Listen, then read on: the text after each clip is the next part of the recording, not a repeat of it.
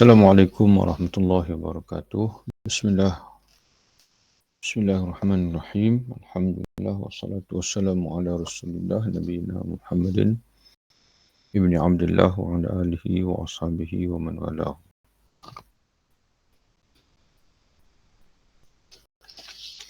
Kita sambung sifat as-sidq, sifat benar, dan kita masih lagi berada di bawah tajuk hakikat as-sidq dan tingkatan-tingkatannya. Hari ini kita masuk pada tingkatan sikap sidq yang keempat, iaitu sidq dalam menepati tekad. Yang dimaksudkan di sini adalah setelah kita bertekad, berazam, dan keazaman kita itu adalah keazaman yang benar, tidak ada berpura-pura ataupun tidak kita mengungkapkan keazaman semata-mata kerana ingin mengambil hati orang lain, ataupun kita berpura-pura dengan diri sendiri. Sebaliknya, keazaman kita itu adalah keazaman yang benar. Tekad kita itu adalah tekad yang jujur. Maka peringkat seterusnya adalah kita benar ataupun jujur dalam melaksanakan tekad tersebut.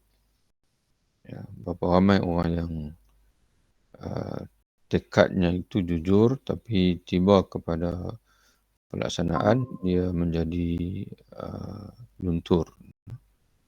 Dia tidak melaksanakan tekadnya itu. Maka kata pengarang kitab kita ini, Al-Imam Al-Ghazali rahimahullah, fima naqala anhu al-alamah Syekh Said Hawa, sidq dalam menepati tekad. Kadang-kadang jiwa sangat dermawan dengan tekad seketika. Yang makna jiwa kita ini mudah untuk mengumumkakan tekad. Dan tekad itulah tekad yang benar dan jujur. Tetapi jika telah sampai pada realitas yang sebenarnya, dan kadang-kadang jiwa sangat dermawan, mana sangat mudah dengan tekad seketika, mana sekaligus sekali lalu itu tekad itu terbit, terutama sekali apabila kita sedang bersemangat. Kerana untuk berjanji dan bertekad memang tidak ada kesulitan dan beban. Tetapi jika telah sampai pada realitas yang sebenarnya dan syahwat pun bergelojak, maka tekad itu pun memudar dan syahwat pun mendominasi sehingga ia tidak mampu menepati tekadnya.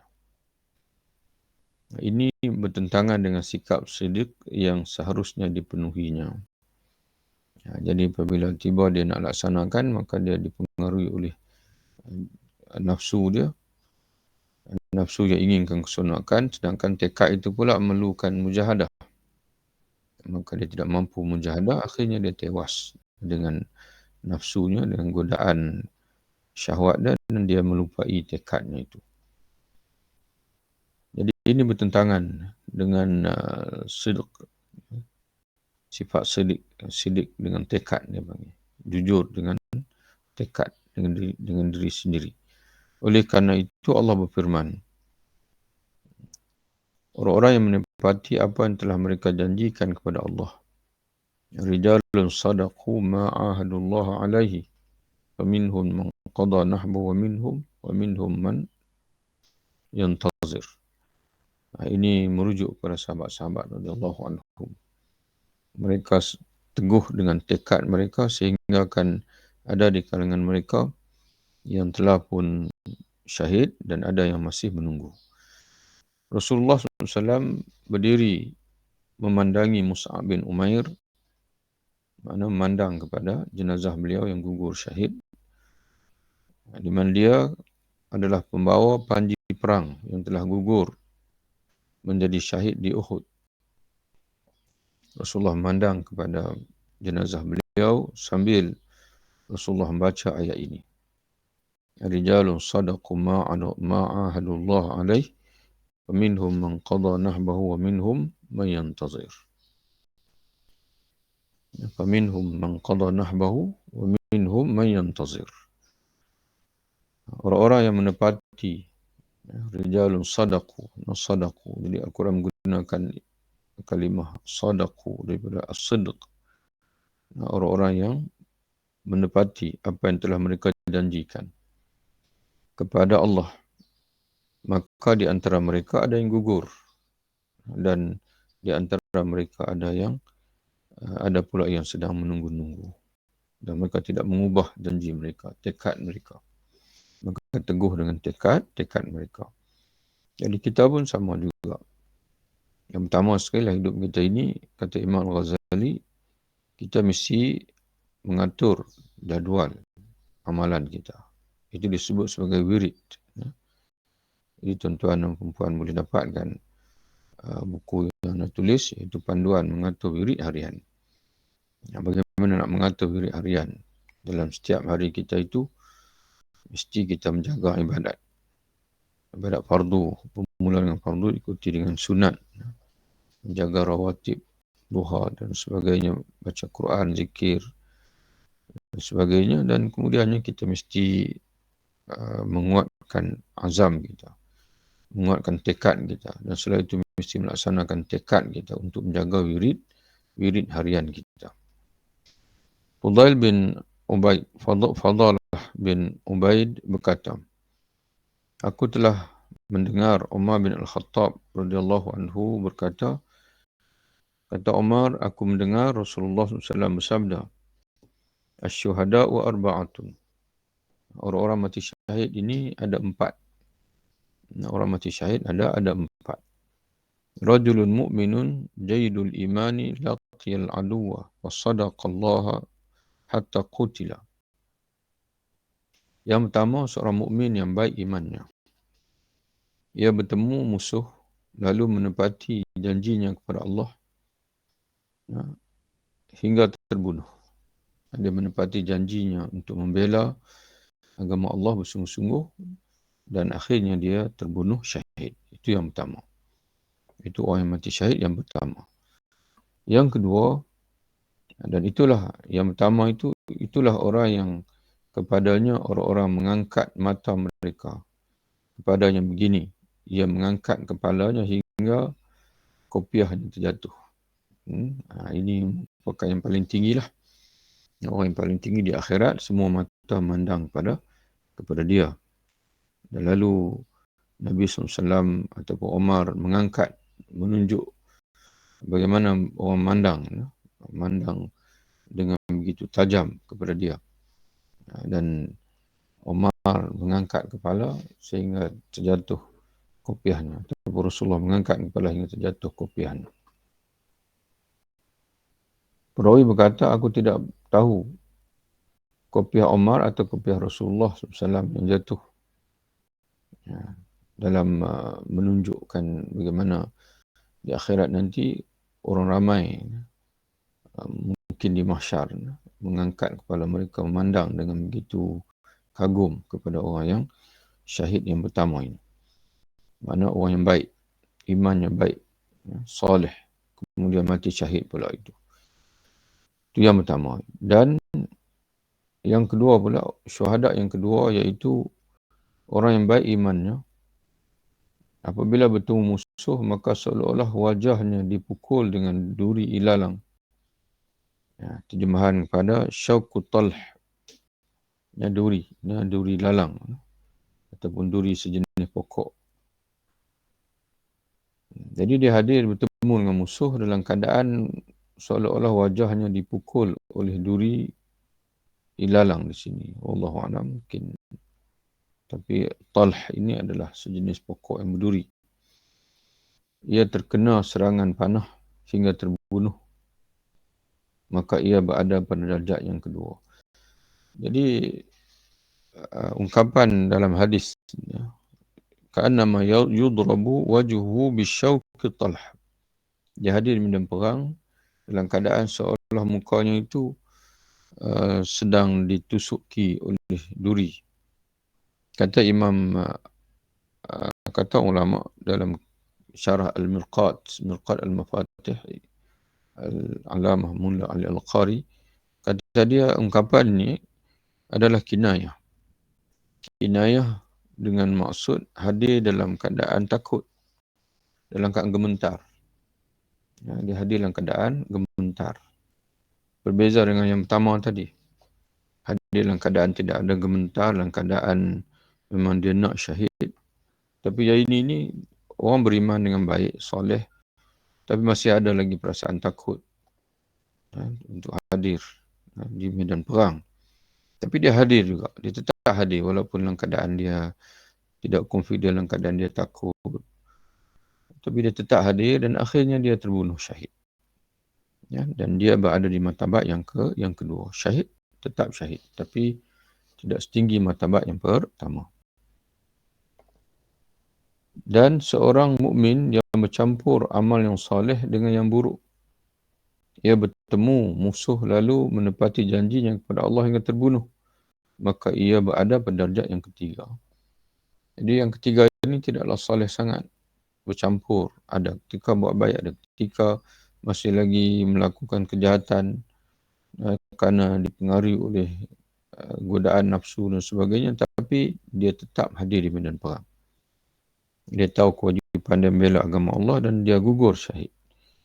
Dia berada pada darjat syuhada juga. Walaupun tidak sehebat yang pertama ataupun yang kedua. Orang yang salih, yang tidak melakukan maksiat, kemudian mati syahid pula itu. Tapi yang ketiga ni walaupun tidaklah salih yang pertama, yang kedua, tapi dia hadir. Dia melaksanakan tekad dia, janjinya kepada Allah untuk membela agama Allah, kemudian dia gugur. Dan gugur syahid itu menghapuskan dosa-dosanya. Dan yang terakhir, yang keempat, seorang yang boleh berlebihan terhadap dirinya. Terjemahan kepada rajulun asrafa ala nafsih. Mana seorang yang kita boleh terjemahkan sebagai orang yang bergelumang dengan maksiat. Asrafa ala nafsih. Mana orang yang banyak mensia-siakan masa hidupnya. Ya. Tapi dia tetap ada di medan perang. Laqiyal adu, bertemu musuh, lalu menepati janjinya kepada Allah sehingga terbunuh syahid, gugur syahid, maka ia berada pada darjat yang keempat. Tetap Allah Ta'ala anggap dia sebagai syuhada kerana dia mengutarakan janjinya kepada Allah, iaitu janji untuk membela Islam. Hadis ini diriwayatkan oleh Imam Tirmizi dan kata Imam Tirmizi hadis hasan. Imam Mujahid berkata, dua orang lelaki keluar kepada khalayak manusia yang tengah duduk. Lalu keduanya berkata, jika Allah mengurniai kami harta, maka sungguh kami akan bersedekah. Kemudian mereka kikir dengan harta tersebut. Lalu turunlah firman Allah. Dia janji, Allah kalau engkau kurniakan harta kepada kami, kami akan bersedekah, kami akan bantu fakir miskin dan sebagainya. Tapi bila dikurniakan, benar-benar dikurniakan Allah dengan harta, berbeza dengan tekad tadi. Mereka tidak, mereka lupa janji mereka. Mereka menjadi kikir. Maka Allah turunkan firman-Nya dalam surah At-Taubah ayat 75, di mana Allah menyebutkan, وَمِنْهُمْ مَنْ عَاهَدَ اللَّهَ لَئِنْ آتَانَا مِنْ فَضْلِهِ لَنَصَّدَّقَنَّ وَلَنَكُونَنَّ مِنَ الصَّالِحِينَ فَلَمَّا آتَاهُمْ مِنْ فَضْلِهِ بَخِلُوا بِهِ وَتَوَلَّوْا وَهُمْ مُعْرِضُونَ. Dan di antara mereka, yang di antara manusia ada orang yang telah berikrar kepada Allah. Sesungguhnya jika Allah memberikan sebahagian daripada kurnianya, rezekinya, hartanya kepada kami, pastilah kami akan bersedekah. Dan pastilah kami termasuk orang yang saleh. Sebahagian mereka berkata, sesungguhnya ia adalah sesuatu yang mereka niatkan dalam jiwa mereka. Ada ulama berkata, mereka ini menghadirkan tekad itu dalam jiwa mereka dan belum mereka ucapkan. Kerana walaupun mereka belum ucapkan tekad itu. Lalu Allah berfirman, walaupun telah hadir dalam jiwa mereka dan mereka tidak menyebutkan tekad dengan lidah mereka, Itu pun termasuk juga dalam kategori orang yang begini. Lalu Allah berfirman, di antara mereka ada yang telah berikrar kepada Allah. Ayat tadilah. Yang sungguhnya, jika Allah memberikan sebahagian kurnianya kepada kami, pastilah kami akan bersedekah dan pastilah kami termasuk orang saleh. Namun setelah Allah memberikan kepada mereka sebahagian dari kurnianya, mereka kikir, mereka bakhir dengan kurnia itu dan berpaling daripada mentaati Allah, termasuk zakat dan sebagainya. Dan mereka memang orang yang selalu membelakangi kebenaran. Maka Allah menimbulkan kemunafikan dalam hati mereka. Kerana menjadi sifat orang munafik ini bila berjanji, dia mungkir janji.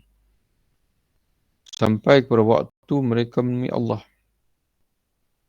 Maknanya mereka mati. Mati di atas su'ul khatimah. Mati yang buruk. Kerana mereka telah memungkiri terhadap Allah apa yang telah mereka ikrarkan kepadanya. Dan juga kerana mereka selalu berbohong, berdusta. Jadi ini jelas memberi pengajaran kepada kita bahawasanya untuk menjadi seorang mukmin yang hakiki, yang benar, mesti kita berazam, bertekad untuk melaksanakan kebaikan dan kemudiannya kita benar-benar melaksanakan kebaikan tersebut. Bila kita berjanji kepada Allah khususnya, maka hendaklah kita tunaikan janji tersebut apabila Allah melaksanakan apa yang kita pohon, yang kita doakan kepada dia. Dalam ayat ini Allah menilai tekad sebagai janji. Mana tekad, mana keazaman hati itu Allah mengiranya sebagai janji. Seolah macam kita melafazkan janji itu kepada Allah. Pemungkirannya sebagai kedustaan. Mana menyalahi tekad, keazaman diri sendiri itu dianggap sebagai kita berdusta. Dan pemenuhannya sebagai sidq. Mana memenuhi tekad, melaksanakan keazaman, maka dianggap sebagai as-sidq. Kita benar, jujur dalam tekad kita. Sidq ini lebih berat dari sidq yang ketiga.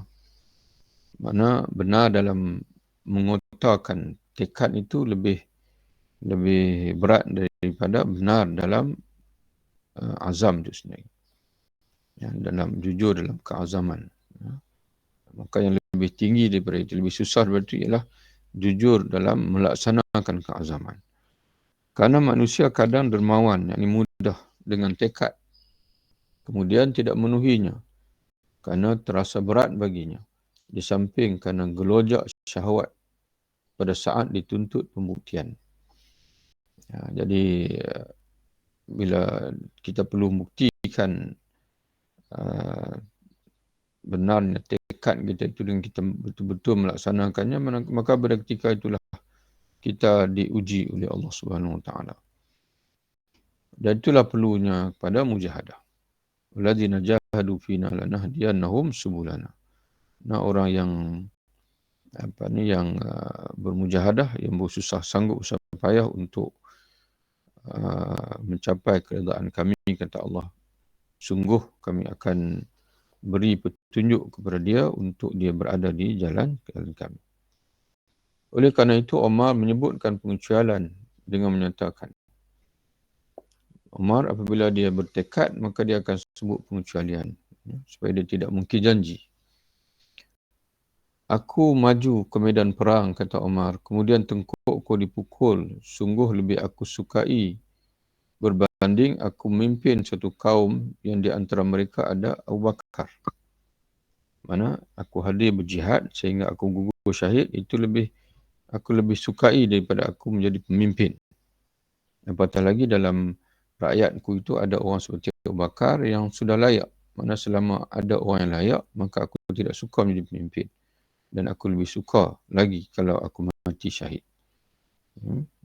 Lebih aku sukai. Kecuali, kata dia. Kecuali jika pada saat pertempuran diriku merunut sesuatu. Maknanya meruntun diriku, mana jiwaku mendorongku kepada sesuatu yang tidak aku dapati sekarang. Mana sekarang ni aku merasakan jiwaku memang nakkan syahid itu. Tetapi mungkin pada ketika benar-benar aku hadir di medan perang, jiwaku berkata lain pula, tidak nak pula. Kerana aku tidak aman jika diriku, mana aku sendiri pun tidak selamat. Tidak selamat jika diriku merasa berat sehingga berubah dari tekadnya. Jadi dia letakkan suatu istisna, satu pengecualian kerana dia bimbang takut nanti kalau betul-betul dia hadir di medan perang, tiba-tiba dia pada ketika itu berlaku sesuatu yang menyebabkan dia terpaksa mengecualikan diri daripada medan perang. Padahal dia telah sebut tadi bahasanya aku lebih suka untuk syahid. Ini merupakan isyarat. Jadi Omar sendiri pun, dia sendiri pun merasakan bahawa ada kemungkinan nanti jiwanya itu menghalang dia daripada melaksanakan tekad itu. Sebab itu dia menghadirkan istisna agar tidak dianggap dia itu memungkiri janji kepada Allah Ta'ala. Jadi ini mengisyaratkan betapa sulitnya untuk memenuhi tekad atau memenuhi keazaman. Jadi ala kulli hal, Nabi SAW dalam begitu Al-Quran mengajar kita untuk kita sentiasa melapik ataupun mengikat suatu janji itu dengan insya-Allah. Insya-Allah itu biiznillah. Mudah-mudahan Allah menolong kita dan juga kalau ditakdirkan kita tidak dapat melaksanakan tekad kita itu, maka kita tidak dianggap mungkir kerana kita telah mengikatnya dengan insya-Allah atau biiznillah. Selesai kita yang keempat dan insya-Allah nanti kita sambung lagi sidqu yang kelima, iaitu sidq dalam amal perbuatan. Yang melaksanakan amal perbuatan dengan benar. Wallahu a'lam bishawab. Assalamualaikum warahmatullahi wabarakatuh.